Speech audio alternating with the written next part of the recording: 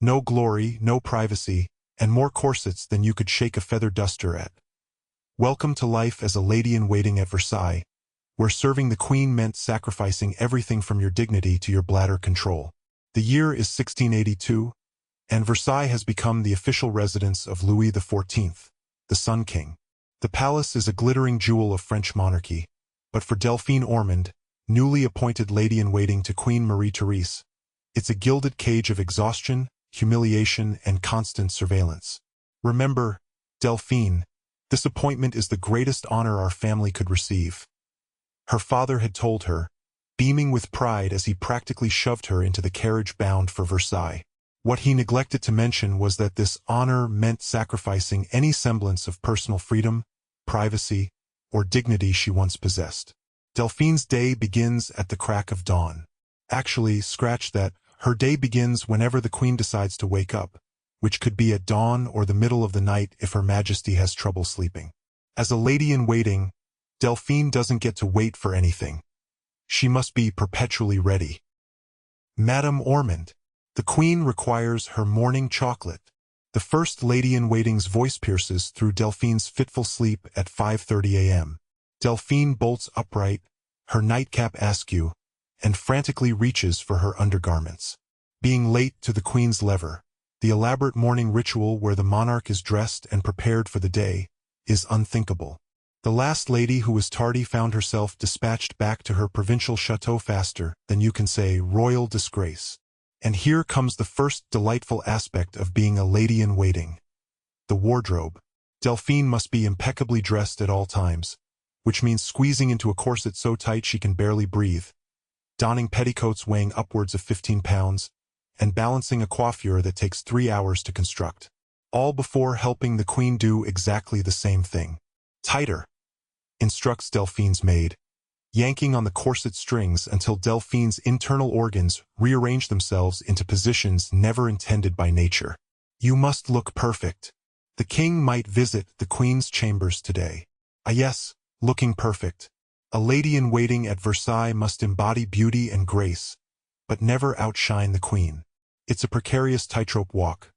Look attractive enough to reflect well on the royal household, but not so beautiful that you draw the king's wandering eye, unless, of course, you're strategically hoping to become his mistress, which comes with its own unique set of problems, primarily the queen's unmitigated hatred.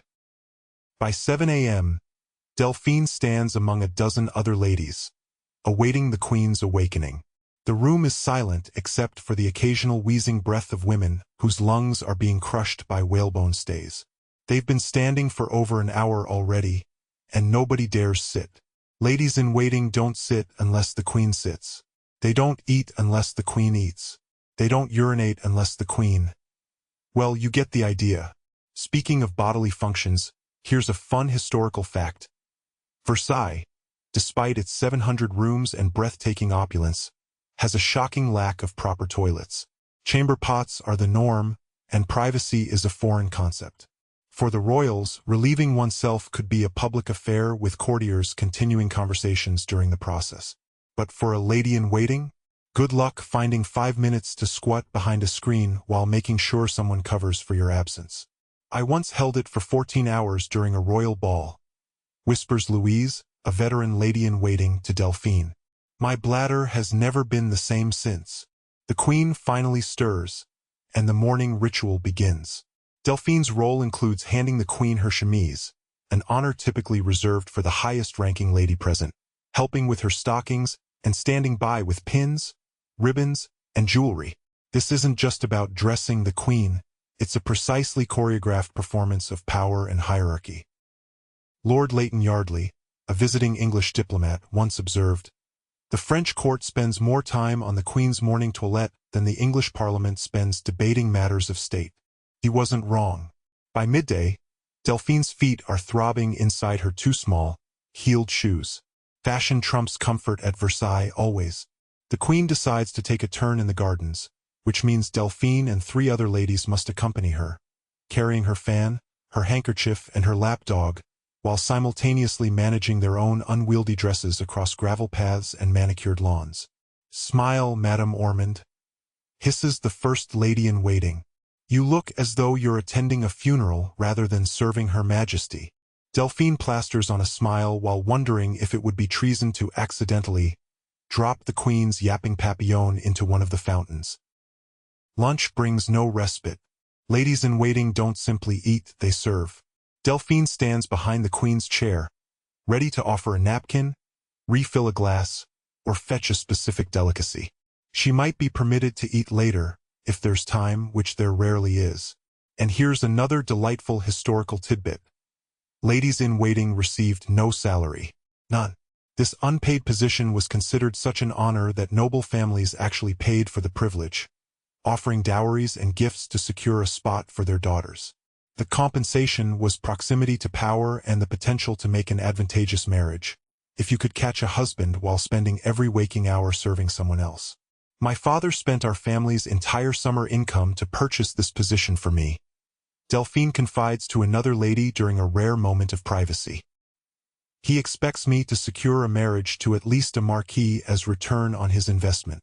Afternoon brings the endless tedium of attendance. Delphine must be present but invisible, attentive but unobtrusive, knowledgeable about court gossip but never a participant in it. She reads aloud to the Queen when requested, assists with correspondence, and maintains cheerful conversation on demand.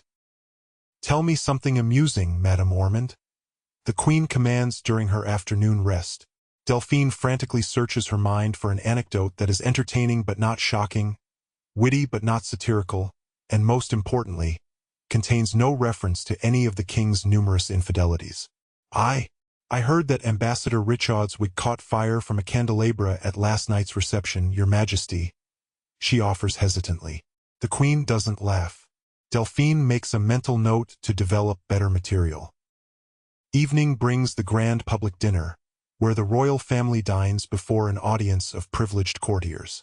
For ladies-in-waiting, this means more standing, more serving, and the special joy of watching food while your own stomach growls audibly. But the true nightmare begins with the coucher, the bedtime ritual that mirrors the morning lever in elaborateness. The Queen must be undressed, her face cleaned with egg whites and special waters, her hair brushed exactly 100 strokes, her bed warmed with heated pans, and her chambers secured for the night. And now, the third historical reality that made being a lady-in-waiting particularly delightful. They often slept in the Queen's chamber, on small trundle beds or pallets near the royal bed. Not every night, as they rotated duties, but frequently enough to ensure that even sleep offered no escape from service. "I haven't had an uninterrupted night's sleep in 3 years," confesses the Duchess of Montpensier, who serves as a lady-in-waiting out of obligation rather than financial necessity. "Last week, the Queen woke me at 2 a.m. because she wanted someone to read poetry to help her fall back asleep." After the Queen finally settles, Delphine collapses onto her pallet, still partially dressed because she might be needed at any moment. Her back aches, her feet throb, and her mind races with anxiety about whether she performed all her duties correctly.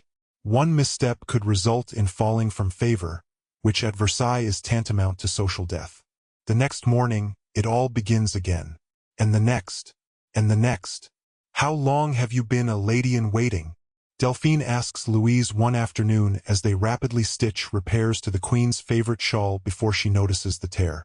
17 years, Louise replies without looking up. "I arrived when I was 16, fresh-faced and excited. Now I'm 33, unmarried, and I've spent more time caring for the Queen than for myself." "Do you regret it?"